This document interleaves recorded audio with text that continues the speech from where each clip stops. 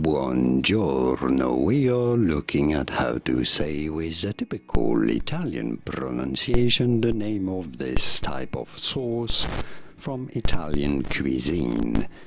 So, for reference, in Italy, this is said as arrabbiata. Arrabbiata. You do want to roll the R quite thoroughly if you can and insist on the double B. Arrabbiata. Now, if you cannot roll the R like the Italians do, you could say it as arrabbiata, arrabbiata. But do stress a little bit on the B sound, arrabbiata. Or, in Italian again, arrabbiata.